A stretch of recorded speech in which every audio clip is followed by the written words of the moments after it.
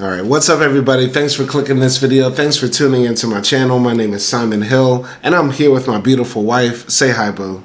Hello everyone, this is Akdi and I'm from Turkey, and today we are reviewing Cinnamon. Yes, this is a 2023 Tubi film, and we've watched quite a few Tubi films, but this will be the first one that we've ever reviewed. Like, we've been watching just stuff on our off days, like Secret Society 1, 2, and 3, Million Followers, Sugar Mama, like random Tubi movies, like when we just want to turn our brains off. But this is the first one that we've seen that I'm like, yo, that's one of the best films that we've ever watched together. So yeah, I really like this film. How did you feel about it? Yeah, I really liked it too. Like, it's a bit disturbing with all the gory scenes, but it also has like this vintage vibe, and it's fun, and the characters are like nicely developed, and they're also funny. So I really loved watching it through and through. And how do you feel in general about Tubi as a streaming site and also like as a film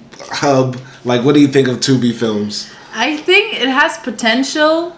It's just like has a bad rep of, you know, having movies that are for turning off your brain. A little bit like that, movies that doesn't require that many brain cells, I guess. But I think, like, you know, it's a good sort of, I don't know, organization that makes weird movies, I guess. Yeah, there are a lot of like independent movies. They look like movies that were made on a shoestring budget, and they're just known for just being like very simple, you know, street drama comedies or stories or dramas and stuff like that. Though some of them we watched like are very interesting. I think Secret Society, the first one, was a very good film. I liked Million Followers too. Sugar Mama is like hilarious in its own type of way. But yeah, it's just like Tyler Perry on ecstasy, and like Tyler Perry like with just less money. I mean, I kind of love Sugar Mama, I'm not gonna lie. And yeah, it's like, I think we need movies like that too. You know, you can't always be serious and go A24 constantly. Yeah, but speaking of A24, this film Cinnamon here feels like a cross between like a Tubi film and an A24 film, because the story in some ways is still a simple, you know, street narrative, but it's shot with an artistic and an aesthetic style that elevates the story. And also the acting from all of the characters as well elevates it. Plus we also have legendary actors and actresses showing up, like Pam Grier, you know, the famous 1970s blaxploitation star, and also Damon Wayans like returns to the screen, and he's a famous comedian as well. And I just really love how this film sort of crosses generations, crosses a bit of genres, and really has its own distinct sort of artistic style. But what do you think? Yeah, I think like what made this movie good for me, that it had a purpose without taking itself too seriously, and that was like nice to see, because I think there was a nod with like putting Pam Grier there, and it's like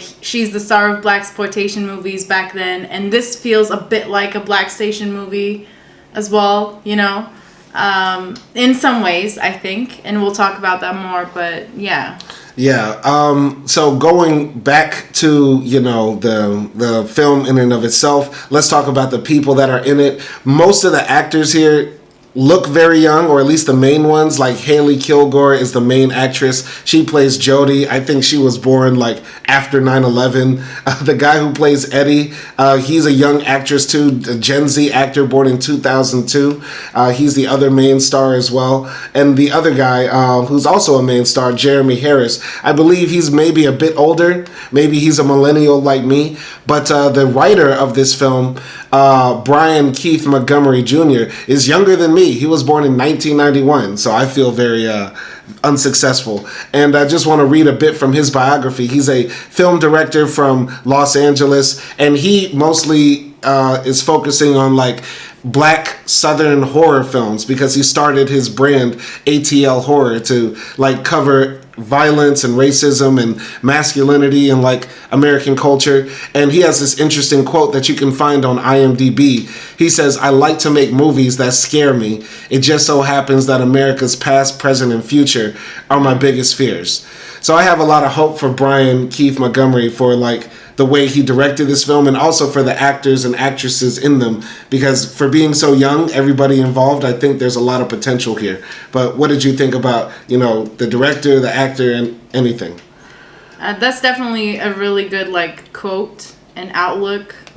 I can see that quote being represented in his movie. And I think the directing was really good. I really loved the cinematography of this movie. There were really good shots in it. And the acting was really good overall. I have no complaints.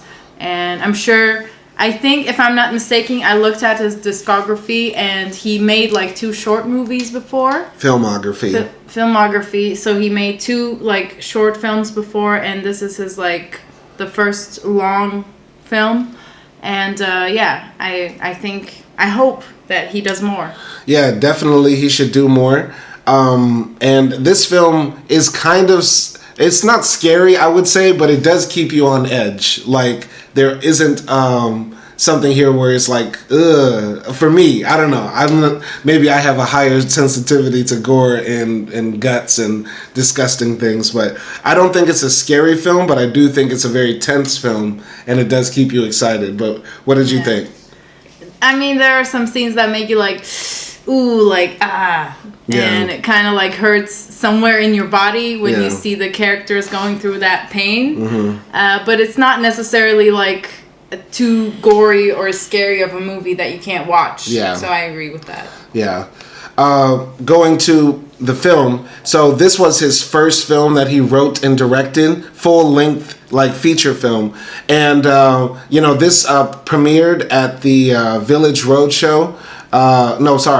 It premiered at the Tribeca Film Festival, and it continued its festival run, and it won an award for Best Narrative Feature and Best Director at the American Black Film Festival. So that's amazing. So this is this film is not something to just briefly look at. I think it's it earned those awards. And he also earned an NAACP Image Award nomination for Best Directing in Television Movie, but maybe that might be for other directing he did. Either way, he's a talented director, and it's a great film overall. And shall we jump into the story? Yeah. All right. So basically the film opens up with this young girl working at one of those out of the way gas stations in some rural part of America, obviously in the South. And so we briefly see what her day is like. She has to change the trash by the gas pumps. She has people coming in buying condoms and putting money on their tank. All sorts of different types of people, from young black girls who look like they're out clubbing to old white men who probably say the hard R.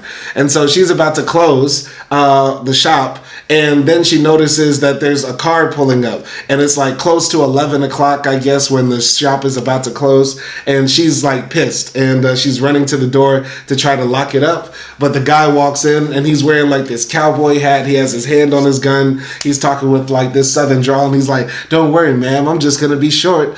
You mind if I use your bathroom?" And she's trying to get him out, and she says, "The bathroom's broken. You can't come in." And so he, says, "Don't worry, ma'am, I'll be very short." And so he goes to the back, and she's cursing and stuff like that. Then she notices that a motorcycle pulls up, and a guy comes in with his helmet on, and he points a gun at her, and he says, "Give me all the money, bitch," in the register, right? Every cashier worker's greatest fear. And the guy in the cowboy hat is creeping up behind, because she can see it in the mirror and stuff like that. While the guy in the motorcycle helmet, who doesn't show his face, goes behind the register, snatches the money and stuff like that. And so, the guy the guy with the cowboy hat starts to creep up, and he's pulling out his gun, but then the guy with the motorcycle helmet jumps up and shoots him in the head and runs out with the money, picks it up off the floor with blood all over the money and stuff like that. And it's that's in the first 15 minutes of the film. What'd you think of that? Yeah, definitely started with a strong punch, and it definitely started with a lot of action, which I loved. Mm-hmm. And I think just in the beginning, the movie makes her character, Jodi, just very sympathetic. You're okay, I can relate to her. She's trying to survive. She's trying to make money. And I think, automatically assume she's very innocent. So off the bat, I think, love her as the audience. And also, like, feel bad, like, oh, she's traumatized and everything. And, yeah, like, it definitely was a surprise for the later part. Mm-hmm. Yeah, you know, the beginning of this film, you know, I was very interested to see where it was going to go. And, you know, the quick murder at the beginning makes me feel like, okay, is this film going to be a murder mystery? Is it going to be, you know, I didn't know where the film was going, but, you know, definitely having that action at the very beginning locks you into the film like, okay, what's going to happen now? You know what I'm saying? And, yeah, also this film reminded me of this Matthew McConaughey film that I saw many years ago called Killer Joe. And Killer Joe is described as like a Southern Gothic film. And Southern Gothic, I didn't even know about this genre, but it's like, you know, Gothic horror mixed with like Southern charm and stuff like that. And so when I see somebody in a cowboy hat and they get murdered, like in the first film, I'm like, in the first few seconds, I'm like, okay, this is like sort of reminding me of that. And the film continues to build on those themes. So I'm going to be talking about that throughout the story. So that's what my take on it. Yeah. But yeah, basically, you know, Jodi, the main cashier girl, she's sitting in front of the gas station. The police come, and she's obviously been answering questions. But then her boss, Wally, shows up, and played by Damon Wayans, and he's like this, like, you know, snaggletooth, like lispy talking pimp type of guy, and he's like, God damn it, they took the money. So yeah, that was kind of a bit funny. So I'm like, okay, where's this film gonna go with this comedic legend in it? But then Jodi comes home and she walks into her apartment and it's like completely dark, and she looks into the bathroom and there's somebody pointing the gun at her, and he's saying, give me the money, bitch. And like there's like the money in a duffel bag on the floor. And then we realize, oh, she knew the guy that robbed the store, and because they both start laughing together as they count the money, and he's in the bathtub. What'd you think of that? Yeah, I think just like that character of the owner of the gas station, it reminded me of like that movie we watched. I forgot the name. It was the girl who started stripping at the club, and then she ended up burning the club down. You don't remember? Okay. Anyway, she, like, his character reminded me of, like you said, all the pimps that we see in the movies. And, yeah, and I think that's, like, an homage to those characters, really. Like, I think it was done intentionally. And, yeah, when she went back home and they were laughing together, it was... I didn't know what to think. I was thinking, okay, maybe they committed crimes afterwards, or is it related to this crime that happened in the beginning? I wasn't sure. So I was still like following the storyline because it didn't give it right away. Yeah. But we start to find out later that, you know, Eddie and Jodi knew each other because they both went to high school together, as the film does a rewind in time when they first met on the bus. So they come on the bus, Eddie starts flirting with this, you know, nice young girl he sees across the way, and he's like, you don't remember me? I sat behind you in math class and stuff like that. And he's like spitting game at her, and, you know, basically they end up going out to lunch, and they find out what happened in each other's lives since they separated in high school.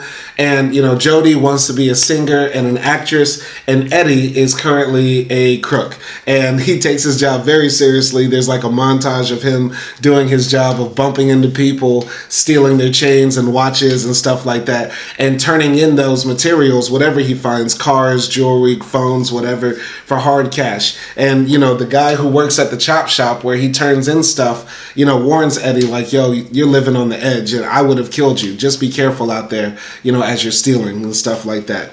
So yeah, we get, we find out quickly, like, okay, they're in on it. And now the film takes the direction of like, okay, where's the, how is this story going to go? Because now Jodi is implicated in the murder that we saw at the beginning too, obviously. And what I like about the film, because that's the first twist we see, there are so many subtle twists in this film that keep you captivated, right? And also the characters as well. Like, they do a good job of layering the characters. And even the minor characters throughout this film, like, have stories that you want to learn more about. But that's what I think. Any comments on that? I just love a good teenage romance story, and I think you do too, like just this coming of age story.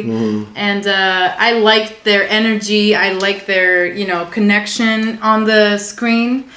I'm gonna be honest. I thought David Iacono's acting was the weakest of everyone. A bit, like he came off a bit cheesy at parts, but overall, like even though I'm saying that, like he wasn't bad, it's just in my opinion, relatively, he was the worst. Interesting. But I still liked their connection, and I overall thought like Hailey Kilgore, who was playing Jodi, she did a like excellent job. Yeah, I can see that. I'm not harsh on David. I like his acting style. He comes across like very boy next door, like very, I don't know. He's a Gen Z actor, so you know Gen Z. He's probably like fresh off his Adderall kick. You know what I'm saying? Like all sorts of psych meds he's on. He's not focused, man. He's in another world. Wow. But But yeah, there's this really cool scene where we find out that Jodi can really sing. You know, when they're in the alleyway, you know, Eddie is like sort of like pushing her, like, show me your talent, show me what you can do. And Jodi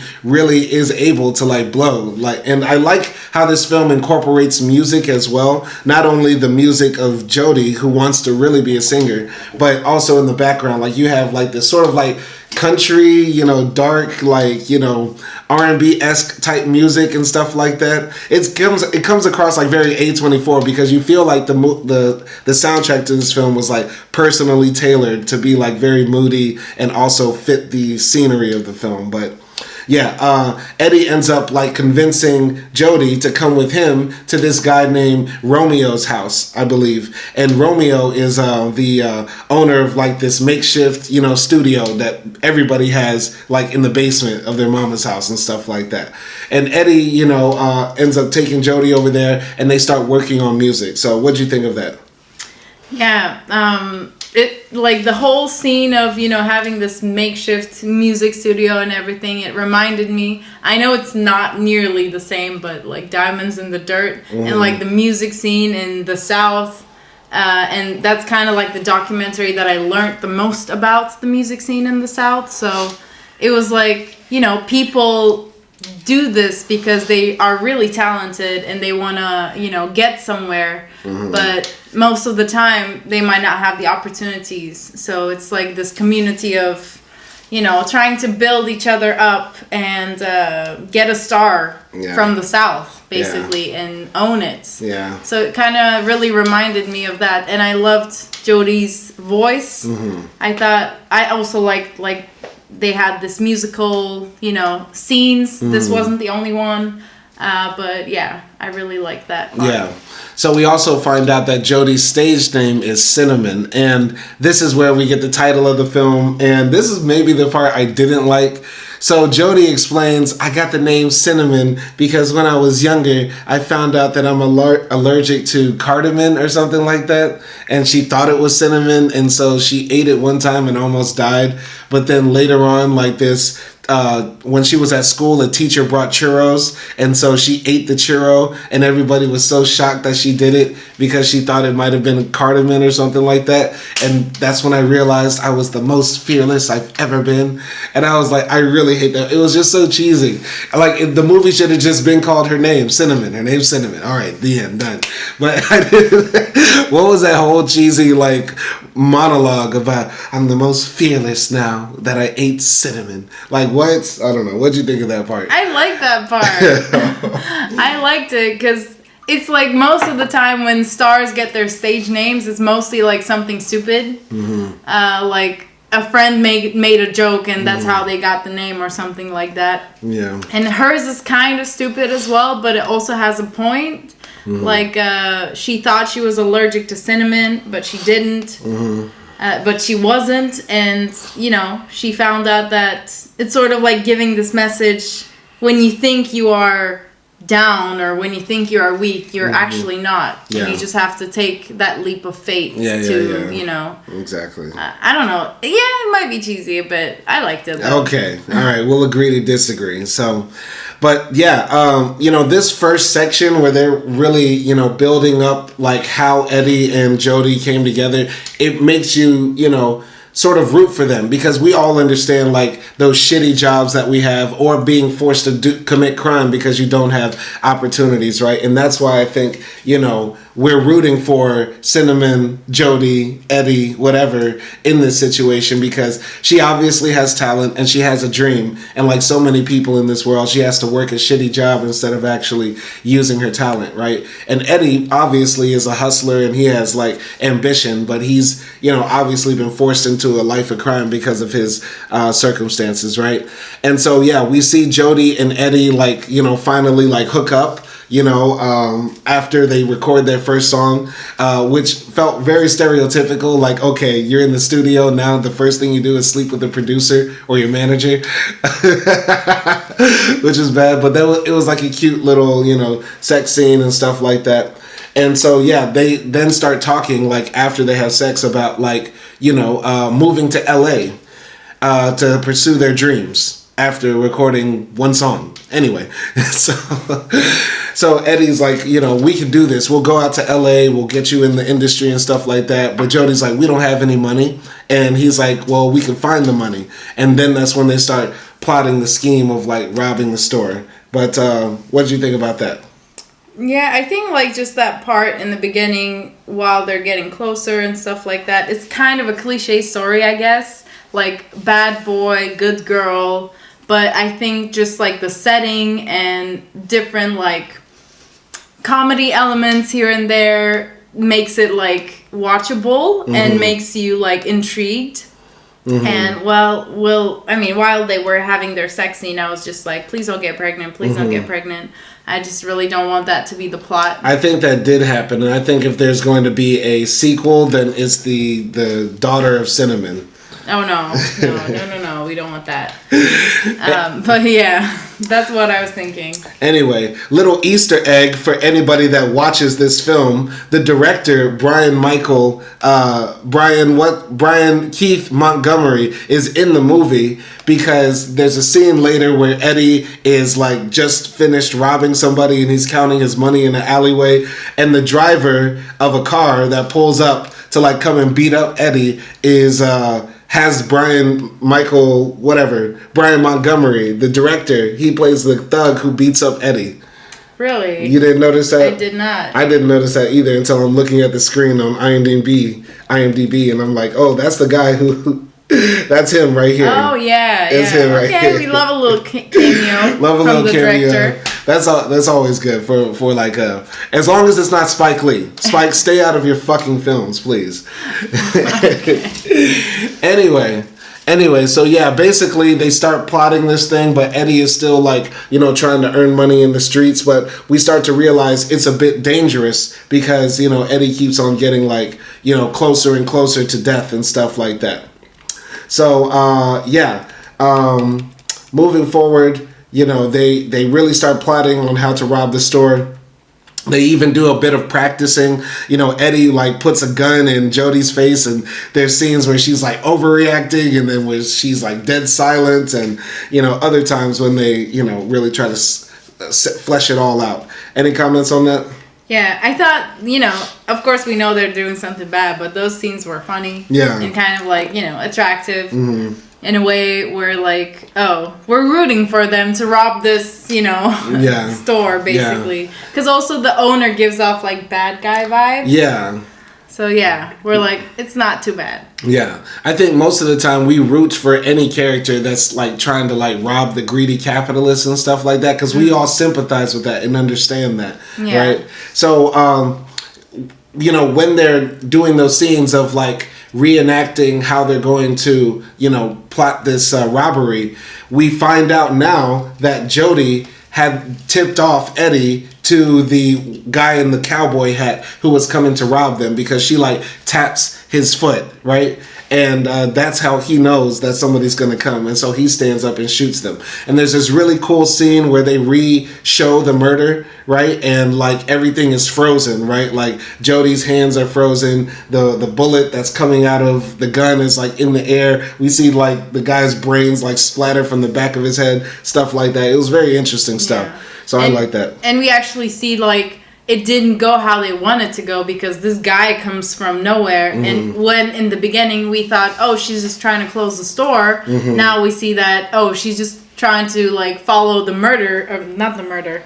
the stealing plan, right? So we see like her actually reacting to it naturally, because it's not going to plan, and she's like shocked and scared and everything. But you know, they end up sort of getting the money, but killing the guy. Yeah. So that's like the first part of the film. You know, this film, I believe, is broken down into like 3 parts or so. That one is like Eddie and Jodi. The second part is like Wally. And I believe the third part is like Mama or something like that. But the first part of the film was good. You know, great build up on the story and the characters and stuff like that. If you kept that part as like its own single standalone short film, it would be like pretty good. I like how other parts build on it more. The one thing, though, that I didn't like, though, is that this film, because it's in the South, you can't place it, right? Because there's parts where, like, people are wearing, like, cowboy hats and cowboy boots, but then, like, there's a subway train, and then on top of that, you don't know what era or year it is. Like, everybody's driving, like, old, boxy cars, but they also have cell phones and stuff like that. I'm very confused about the era, the time, the place. It feels a bit like Southern Gothic mix, like somebody not from the South trying to like make a film about the South. Like, oh yeah, they must all talk with like straw in their mouth and with a twang in their voice like this. You know what I'm saying? Yeah, it's a bit of like a dramatization of the South, I guess. I don't know if there are actually towns in the South that are kind of stuck in the past. You know, like everybody has iPhones and uses AI, but they still dress like cowboys and ride horses. Even if this is Atlanta, because somebody's going to come in and say, dude, this is obviously Atlanta. We have a subway in Atlanta, et cetera, right? Atlanta's not known for wearing cowboy hats. That's a Texas, Louisiana, Arkansas thing. You get what I'm saying? And yeah, they have like the Southern accent, but it's not this Texas-y Southern drawl. Like there's different variations of like a Southern accent, and this is just weird. You know what I'm saying? Normally that bothers me in movies when like this time and place is sort of weird, but it didn't in this movie, honestly. Like I wasn't thinking of that. I wasn't focusing on that. Because I was just focusing on the story. Yeah. And for me, so it did, like, I noticed it. Yeah, it did stick out. Like, what the hell is happening? Like, it's all sort of, like, all over the place. But, yeah, basically, you know, Jodi and Eddie, when we last see them, you know, in the first part, you know, they're consoling each other after Eddie seems, like, broken up about the fact he murdered somebody. And now their plan has crossed, like, into another realm, right? Then we go into part 2, which is Wally. It covers Wally's section, Wally and the Walkers, right? And so Wally is the guy who owns the gas station that Jodi works at, but he's also this Southern sort of like entrepreneur, like a slick back type of character. He owns a used car emporium and makes like cheesy commercials where he has like, you know, girls in like fancy, you know, suits, skirts and dresses and stuff dance to advertise his products, and he just comes across like really cheesy and stuff like that. And Wally is actually doing well for himself despite him being like a really corny type of dude. And he has this like big ceremony at his like car emporium where like all the business people are coming out to celebrate his success. And Wally then walks in the back of his business and talks to a man named James Walker. And James Walker comes in and says, you know, Wally, I'm really proud of you, but, you know, we have some business we need to talk about. My mother invested in your, you know, gas station, but we haven't been seeing that many returns, and we feel like maybe you've been stealing from this gas station. And Wally's like, shut the fuck up. Ain't nothing, that's not happening, shit like that, right? And so then, you know, Wally still doesn't, you know, Wally's in this situation where it feels like James is like really pissed, but he's also being like a Southern gentleman. And so then he offers to buy out Wally from the gas station, right? Because he wants to collect the money, right? But Wally doesn't want to give it up, and he tells him to shove that check up his ass, right? And so then they, you know, part ways, but obviously there's a lot of tension. What did you think of those scenes of like, you know, Wally's introduction as a character, the shady business around the gas station, James Walker coming in? What did you think? I want to say, like, first, this movie being divided into chapters, and the second chapter starting like with Wally's cheesy commercial. It reminded me of the direction of Romeo and Juliet, the movie. Because it has also like this funky sort of direction divided into chapters. I'm not sure if it was like inspired by that movie, and it is also like a tragedy, I guess. But yeah, as soon as I think we are, at least for me, when we were introduced to Wally, I sort of got the hang of the plot again, and I imagine like, oh, okay, this is gonna go back to Jodi and Eddie. And sort of, you know, all this like mafia or, you know, whatever you call it, gang stuff is gonna sort of, in a way, gonna lead back to them. I didn't know how though. And once again, like that kept it interesting. Like you weren't too confused, but you also didn't know how it's gonna all wrap up. Yeah, you know, like I said, this film had little twists and stuff like that. So the twist that, oh, this gas station is really a front operation for, you know, shady business going on, that was a cool twist. And that added more layers to, you know, which made me think, oh, Jodi and Eddie are probably going to get away with this because obviously this gas station is not just a simple business, right? Yeah. It's something a bit more, right? And, we find out that Wally, to some degree, is sort of like a fake businessman because, like, even though he pretends to be successful and self-made, he tells James in that situation that he really got the money from this white woman that he's dating or that he's married to. I forgot exactly. But the character played by Lauren Buglioli, Heather, is Wally's wife, right? And like this blonde hair, blue eyed woman that, you know, Wally is married to, she basically got an inheritance and Wally flipped that money to then make his, you know, business empire and stuff like that. So we also find out that James hates white people, which I thought was interesting as well, because there's that very interesting, like, you know, conversation they have at the beginning where James admits that he hates white people because his mother was raped by a white man. And that white man, after he raped her, beat her so badly that she became deaf when she was about 9 or 10 years old. Right? Which really adds a lot of depth into this character. And I think also goes into Southern Gothic territory because, like, come on, like, it's the South, you know, the rape of the black woman, like, inherent to the story of African Americans. Very, very deep stuff. I really like James's monologue there. That was so cool. And I was really interested to see what happened with his character. But what'd you think about that? Yeah, that scene was definitely really, like, deeper than it seems. And it's like, you know, those themes didn't have to be there, but the way they were put in the movie, it didn't stick out, and it made it more real to like look at that reality. And I think it also like reflected some of the inner, I don't know, emotions of some people in the South might feel because this is their history and this is their story. It was such a very good scene. Just that tension between Wally and James and, like, you know, also that fake Southern charm, you know what I mean? Like, people like to say, oh, people down South are, like, you know, direct and honest and straight to your face. Now, we like to be passive aggressive. Like, come on, Wally, you know you want to sign this check, Wally? Come on and do it. And Wally's like, no, stick that check up your ass, baby. And, like, yeah, that was I really like that scene, and I really love, you know, the tension that the movie builds. We also find out that, you know, Wally is, like, Wally is like underwater because even though he fronts like a good businessman, there's also a lot of bills that are overdue, and like he's underwater in a lot of ways. And his wife Heather is just like basically coming across like an empty-headed gold digger. Like she only thinks about her trip to Spain and pleasing Wally sexually by giving him head, and you know, not really. She comes across as like, you know, just very empty. You get what I'm saying?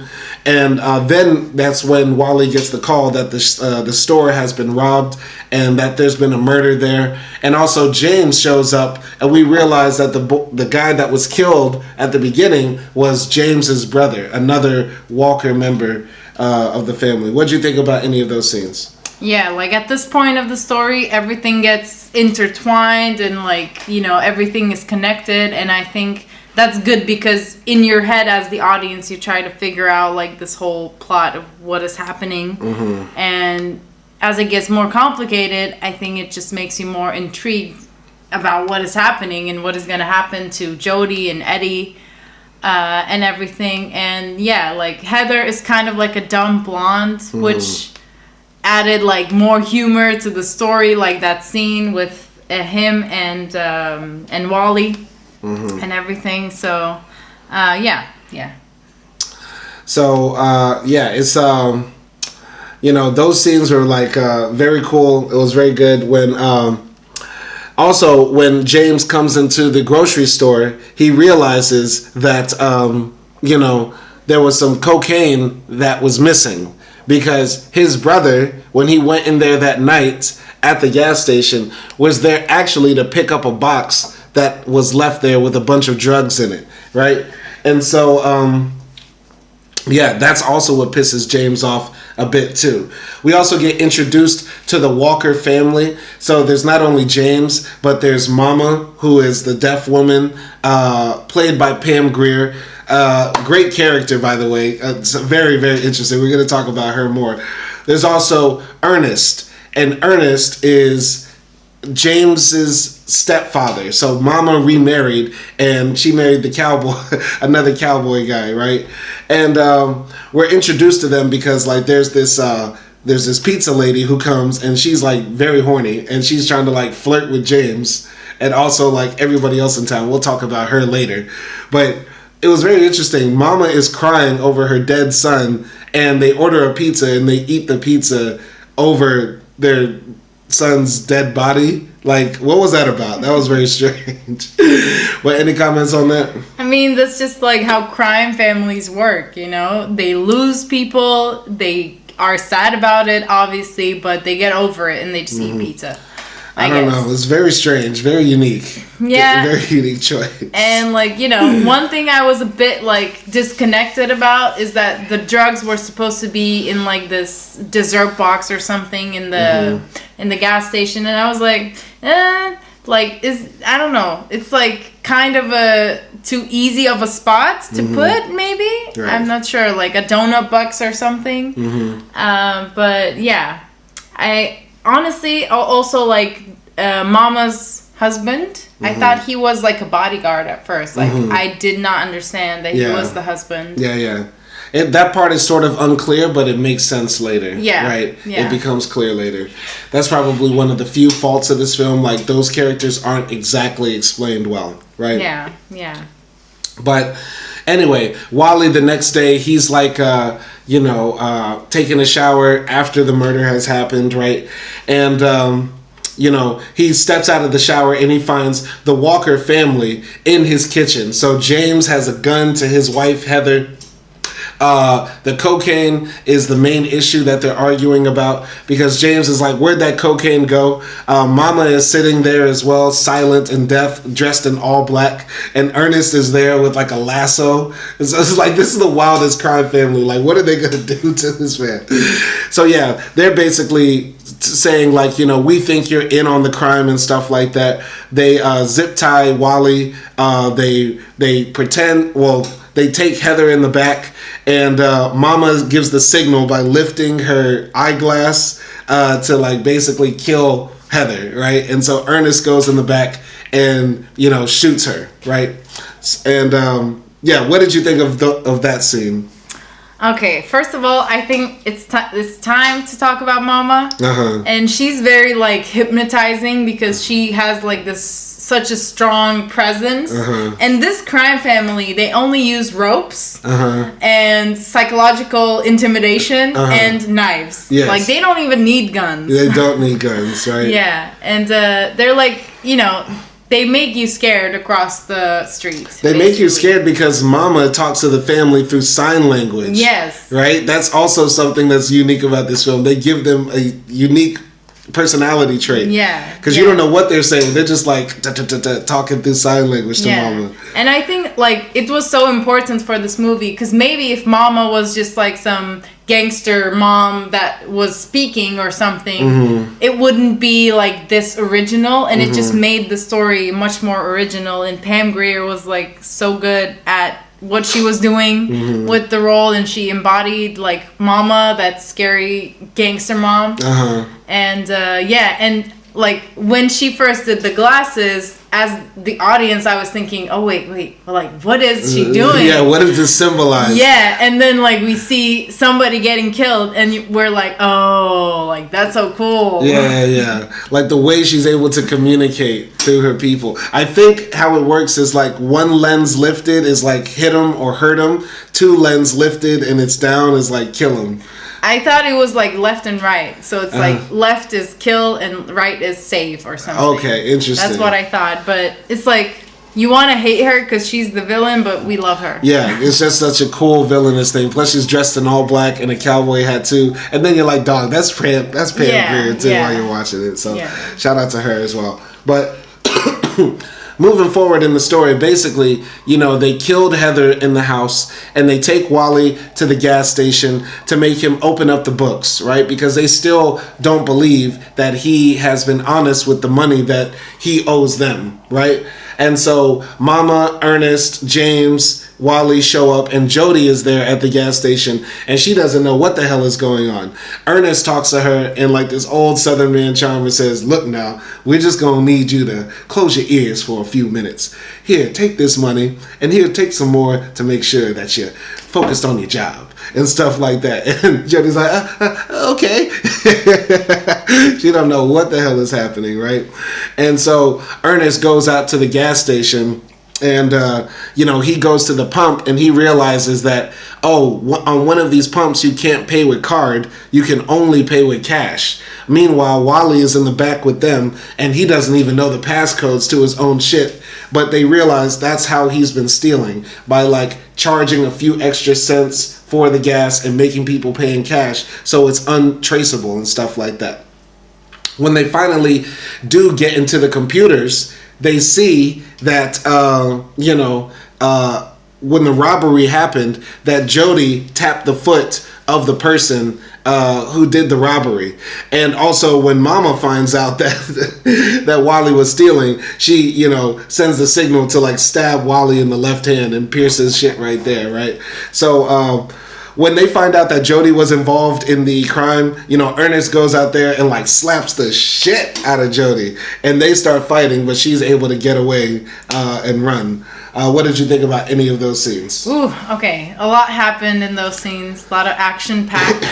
I think at first, like, we see Jodi again because at this point, like, we're kind of focused on Wally and James and, Mama and everything. And at this point, we also know, like, she did this. Mm-hmm. She planned the robbery. So we're rooting like they don't notice it. And there's a little bit of comedy in there. Like they don't know the password. They have to call the IT guy, and the password is 1234 or something. Mm-hmm. So I like that, and I like the fact that when Mama attacks Wally, we don't get any warning signs. There's no music, nothing, and she just like ha, mm-hmm. and then like she stabs him mm-hmm. in the hand, and we see that, and that hurts. Like you feel something in your hand. So yeah, that was just like so raw because up until that point, we know she's controlling the man, but we don't know how like violent she is. Mm-hmm. And they're like, we're shocked with that. Like, oh, this old woman can do anything mm-hmm. basically. And she's really in it for life. Mm-hmm. So yeah, that was cool to see. Very cool to see. I just love like the power dynamics, but also I liked how they made the violence believable in a way, right? Like even when Jodi is fighting against a grown man like Ernest, like it felt believable. She didn't like just punch him in the face and like do a karate chop and he was down. Like she really just straight up escaped, right? And Wally finds a way to escape too. He maces Mama in the eye when Ernest is outside and James is outside, and because Mama is deaf, like she can't scream, so that was kind of interesting as well. Yeah. Or you know what, she actually can scream because we find out later that Mama can talk, but she didn't scream right there, which is interesting. And also it's interesting how James sort of let Wally just sort of like run past with like his hand covered in toilet paper. Yeah, kind of interesting. But all of them get caught. Like Ernest gets a hold of Jodi. Wally gets found as well, and they're taken to this parking lot where they all are laid down like hogtied and stuff like that. And, Mama is there, Ernest and James, while they have Jodi and Wally on the ground. And essentially, they also get a call, too, from this guy who was selling a car, that there's this little Puerto Rican boy buying shit with, like, bloody money, literally blood on the money. And so James finds out that this guy has also with Jodi as well. And so they're like, okay, we're going to find out who that is, right? And they end up killing Wally, like right there in front of Jodi in the parking lot to show them that they mean business and also to tie up loose ends. What do you think of those scenes? Yeah, I think that scene was really good in terms of like scaring us that Jodi might die. Yeah. Because I wasn't expecting Wally to die there. I was sort of expecting like him to talk his way out or something, but bam, like he was just killed there. And also like the acting there of Hailey Kilgore, like she was really believable in terms of just like making us that she's really, really scared. Like she was, like her face was in her own like spit and tears and everything, and that was just like really effective. For letting us know like this is not a family to fuck with. Not and at all. It's coming for them. Like it's going down. So yeah. I like that tension. Well, the one thing I gotta say about this film is that the film feels like it doesn't have any themes or like any really deep themes other than maybe like the love of money. Ruins everything. It corrupts all people and stuff like that. That's one thing I would have to say about this film, because like I feel like that's all you can take away from this film other than it being exciting and fun. You get what I'm saying? There's not much you can grasp more from it, right? That's what I take. I mean, even though it's not explored throughout the movie, I think in the beginning and at the end we can also have the theme of like being so desperate to do anything to chase your dreams, because that's what Jodi and Eddie did. And what Eddie did also, like there was this theme of doing anything for a person that you think has potential. Yeah. So maybe like that innocent teenage love, that was part of the theme. Yeah. Like just chasing your dream no matter what. But yeah, like other than that, it was sort of like painting a picture of like that criminal South. Of the criminal South. Criminal Gothic South. Yeah. Right? With some very interesting cinematography. So basically, James finds out where Eddie is. And Eddie, he's getting ready to like run away to LA with Jodi and stuff like that. And, he ends up coming home after like, getting some stuff together. And James is there waiting for him. And, Eddie's like looking at the gun thinking maybe he can do it, but James like does like his evil villain monologue, which he has a lot of. Like James has a lot of like evil villain monologues right before he kills somebody, which are just fire, by the way. And yeah, he basically like blows Eddie back out the window, shoots him in his chest. He falls back into like a trash can and stuff like that. And so we see, that's the end of Eddie, or at least we think so, right? What do you think of Eddie dying? Yeah, I definitely did not expect like that many people dying so suddenly, all of a sudden, like within 10 minutes. It was like, oh, like first Heather died and then Wally died and now Eddie's dead. It's like, okay, so like Jodi's gonna survive on her own, but she's not gonna have anyone left. So I was feeling a bit down at this point, like everyone was dying. Yeah. But that scene was like pretty cool, the way like Eddie was shot, and we saw like this, drone footage almost from up top of him falling to a trash can. Yeah. And yeah, we thought he died. Meanwhile, Jodi has been taken prisoner by the Walker family, right? And so, they take her to the cabin out there in the woods, and, Jodi is put in front of Mama, and Mama, basically says like that Jodi is pregnant because she can tell by feeling her belly and stuff like that, right? And Jodi had also thrown up in the back seat of the car, right? And that's why also we know that Jodi is going to be pregnant with Eddie, and there should be a Cinnamon 2, and we're waiting on it. Brian Montgomery, we need Cinnamon 2. Call it Cardamom. She names her baby Cardamom. My God. Yes. No. But we also find out, when Jodi is put in front of Mama with Ernest standing behind her, that Mama can talk. She wasn't born deaf. She just became deaf. But when she talks, she only talks when she's really, really mad. And, she also, stands on everything. She's standing on business, right? And so,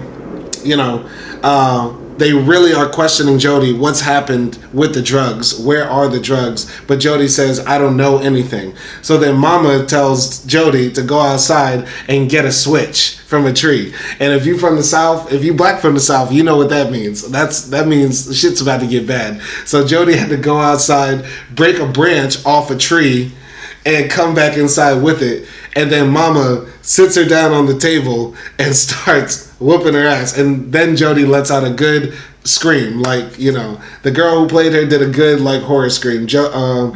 Hailey Kilgore, she's a scream queen. Because that was sincere. Yeah. And the way they did the whip, too, of the switch, it was like, whack. It was like, oh my God, that was real. Yeah. That was real. But what'd you think about that? I really love the scene because it gave us a bit more into Mama's character, because I think everyone is curious about this character. Everyone kind of has this love and hate relationship with her, and the fact that she spoke and just everything she did, because first she says, oh, you're pregnant, so we're thinking, oh, okay, maybe she's gonna be nice to her because she's pregnant, and she seems like a wise woman.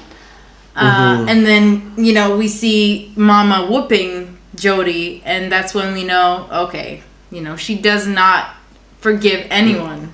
And you said, she stands on business. Yeah, that was very scary. The first, and I think the only words she says are Jodi, give it to me. And it's the switch. That's it. Those are the only words we hear Mama say throughout the film. Yeah. And it was absolutely scary because Pam Grier grew out dreadlocks and she's wearing all black, and plus she's also much larger too now in her older years. And so as she stands there, asking for the switch, it was just terrifying. Absolutely terrifying. It was. I think that scene was very effective in what it wanted to do. Yes. Because it was okay, we're coming towards the end and the torture is beginning for Jodi. Yeah. So going on to part 3 of the film, after Jodi gets whipped and it looks like all hope is lost, we go to part 3, the pizza, the dope, and the dead man. And we have this aerial shot of this heap of trash out there in a landfill, and at the top of the trash is a bloody Eddie. But Eddie is alive. Oh my God. Eddie has awoken. And I actually like the fact that Eddie was alive. You know what I mean? Yeah. It's kind of cool. The way they did it, he woke up in the trash, it sort of gives him a Jesus type quality.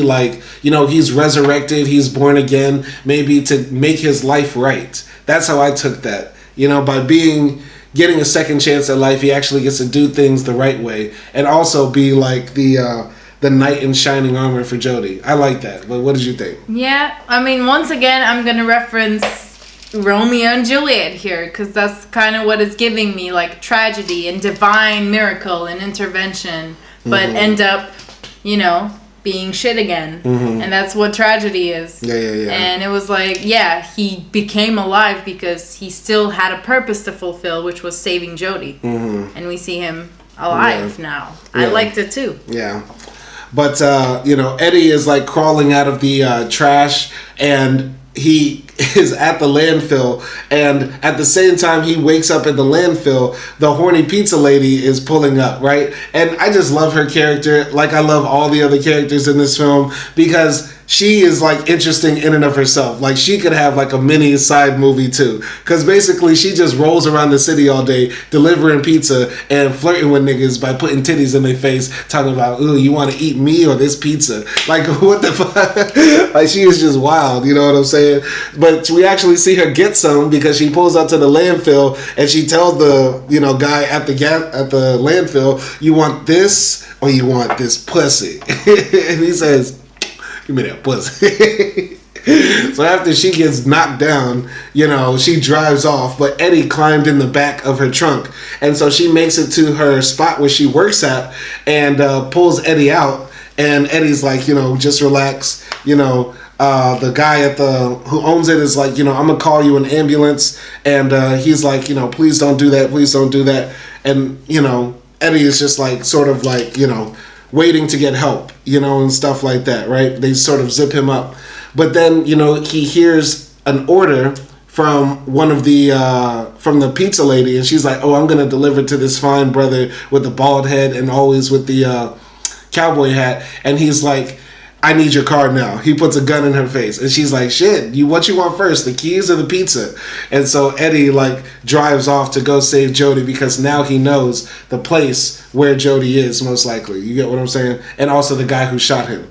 And any comments on that? Yeah, I love the pizza lady. She's like that one friend that you go to the club with and she ends up, like, naked at the end of the night on top of the table or something. Like, she's that hoe that we need. Wow. And, yeah. And once again, like, this movie is so good by adding humor here and there that it's just, like, makes you smile, it lightens the mood, but at the same time, the action is still going because we have Eddie, like, almost about to die because he got shot in his shoulder and bleeding to death. Yeah. And he's still plotting on how to, like, save Jodi, or he doesn't even know where Jodi is. But then, like, this sort of miracle happens where he gets a lead, right? And, yeah, like, that interaction was cool. Like, the way that he took over and he just said, okay, I'm going. And I'm going to get my girl. So, yeah, this is a cool scene. It's setting it up for, like, this one big final showdown. Also, you know, going back to the cabin, you know, Jodi just got finished getting whipped. And so Mama says, let's order a pizza. Of course, because they're the mafia. This is ghetto mafia shit. Maybe because, like, they're the mafia, but they want to be Italian, so they just eat pizza. Bro, this is how you would be if you were the mafia. I would. You already eat pizzas. I do. I'm gonna eat a pizza right after this. Anyway, so basically, you know, James comes back home after a long day of, like, I don't know, killing people and shaking people down, trying to find the cocaine and shit like that. And so he is, like, talking to Ernest. And Ernest is on the couch and he's like, you know, something interesting happened today. I came back to Wally's house to go and look for the drugs, and I smelt some cooking, and I'm like, dead people don't cook. And James walks inside and finds that Heather, Wally's wife, actually lived. Ernest didn't end up killing her. In fact, Heather and Ernest were in a relationship because Heather greets Ernest, or who she thinks is Ernest, with a cake saying, baby, we did it, we got the money, and shit like that. And so James ends up, like, blowing her back, right?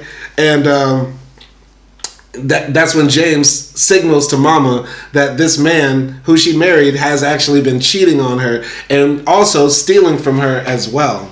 So it became doubly bad, right? Yeah, we did not see that one coming. I did not see that coming. That was a very, very, very good twist. And I like, once again, how this film has so many twists and turns and keeps you engaged and stuff like that. Turns out Heather wasn't dumb. He was, like, just a gold digger. Yes, exactly. She was just a gold digger. Yeah. Yeah, exactly. So yeah, they order pizza, and you know, when the pizza guy is knocking at the door, they're not answering, but it all comes to a head because, like, James shoots Ernest shoots James, and at the same time, Eddie breaks into the house and shoots Mama straight in the forehead, right? So there's a lot that goes on. James is still alive, but Ernest and Mama are dead. And Eddie and James are, like, fighting for the gun on the floor. Both of them are, like, barely making it, right? And it ends up, you know, with Eddie being able to, like, stab James right through the head, like right through the skull. And that's the end of the Walker family, right? So that was a very intense fighting scene. What'd you think of that? Yeah, that was not expected. Like, obviously we knew Eddie was heading there. I didn't think it was going to all happen this fast. I didn't think it was going to be a family drama, but it turned out to be, like, a family drama that helped Eddie and Jodi. yeah, it was intense, and I really liked like the whole scene. And you know, James getting stabbed in the head, that was also kind of gory. So yeah, I loved it. Yeah, so basically, you know, Eddie is able to like find Jodi in the house, break her out, and they're able to drive off. Eddie is like bleeding to death in the back seat, and at the same time, they find out that Jodi's song made it to the radio. So as they're driving away, they're listening to Jodi's song, and you know, while the sun is rising, making you feel like, okay, there's hope for a new day. They sort of made it out. You know, all the bad guys got killed and the boss got killed, and they still got to keep the money and presumably the drugs, because I think the drugs were also in the duffel bag of money as well. And so it makes you feel like, okay, our heroes did win. It kind of, right? Even though there's tons of bodies all around. But yeah. I felt like Eddie died at the end. Okay. All right, that might be a better ending, you know, for Jodi, right? Yeah. In a sense that she can say, I was a victim of all of this, and all the people that were a part of it, you know, died, you know? Yeah, it just felt like Eddie died, and he sort of, I guess, got Jodi into this, but he ended up sacrificing himself for Jodi at the end, and Jodi ended up with money in order to, like, pursue her dreams, basically. And that's what it felt like to me. Which was sad to see Eddie go, which, you know, which is my conclusion. But once again, like, it was a great ending. And just this movie wasn't, like, it wasn't too complicated, but it wasn't too cliche. It wasn't boring. It was just, like, always kept you on your toes. Yeah, even though the film is an hour and 28 minutes, it feels like an hour 40, right? And, you know, it's actually a good length because it allows you to get sucked in but not dragged out. No part really feels dragged out other than, you know, the cinnamon story when she's explaining how she got her name, in my opinion. But whatever. Every other part feels like, you know, dense, layered, you know, action-packed, keeping you engaged, funny at times, very intense at times. It has like a very real charm to it. So... yeah, also shout out Adrian Young, who did the score for this film. He's a very well-known composer. He did a Ghostface Killer album that I really like, you know, 12 Reasons to Die. He also produced for Jay-Z as well. So shout out Adrian Young. He's also from LA. I think that's how he knows Brian Montgomery Jr. It's a small world. Anyway. It's just a very good group of people. Yeah, everybody involved in this film was very good. So... yeah. Overall, my final score for this film is a solid 9. It's a really solid 9. I would watch it again. I would suggest it for other people. I would say, you know, this is one of the few Gen Z films that I really like. I think that, you know, this new generation of millennial directors, Gen Z actors and actresses and stuff have a lot of potential. And I really like that they're bridging that gap too between, you know, the past and the future. You know what I'm saying? My criticism of this film is that it feels like out of space and time, almost like I'm watching like not really something set in the real world because of the things and scenery. And we spoke about this in Magazine Dreams. Like, we have to get better at nailing things in time and place. You know what I'm saying? Like, what city is this? What time is it? What year is it? Etc. That's what felt weird for me. But any comments? I definitely agree with you. My score is going to be 9.5. And just like the 0.5 points, just to give 10 score movies, you know, a grace.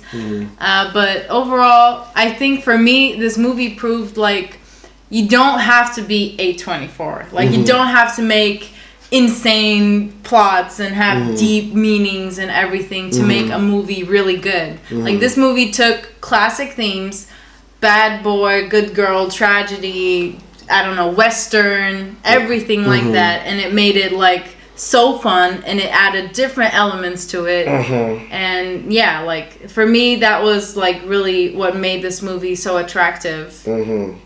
So yeah, that's gonna be my final score. Yes. This is one of the few Southern Gothic horror films or Southern Gothic action films, Southern Gothic drama films, whatever that that I've seen. I want to see more films like this. I like this genre a lot, and I think Killer Joe would be cool to review, but also like other films that could be in this genre, because I think there's a lot to unpack here in this very interesting niche genre, right?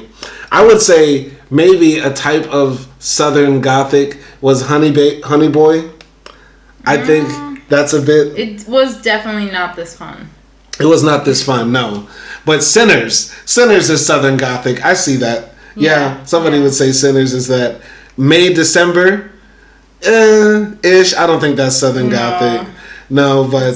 Pedophilia Gothic. Speaking of that, the next film we're going to review is Mysterious Skin with Joseph Gordon-Levitt. And that's going to be a fun review. We're looking forward to that. Sure. Yeah, that's going to be great. But, yeah, really great film. I suggest everybody watch it. And, yeah, shout out to Tubi. Shout out to Brian Montgomery Jr. Shout out to Jodi Jackson and Eddie. And y'all check out this film. Definitely. I'm just going to say my last sentence, but this is a movie that you can show at any event, I feel like, at least like as long as it's only adults because of the gory scenes, but you can like you can show this movie for movie night, and you can watch it with your boo, you can watch it with your friends, you can watch it while you're high, you can watch it while you're drunk, whatever. Like, this is just a overall very good movie. I think also if you watch this film again, there's also things you might not catch. Like, I don't know, things about the Walker family and their dynamics, or Mama's character in particular. I think that part of the film, part 2 with the Wally and the Walkers, is probably the most intricately layered part, because of the business dealings that are intertwined with criminality and their relationship. Heather as well. There's like so many things you could probably catch again if you watch this movie a second time or a third time. Yeah. So we're gonna wrap this film up. But thank you everybody for watching this. If you have any other films you think we should review, put them in the comments, and catch you next time. Peace.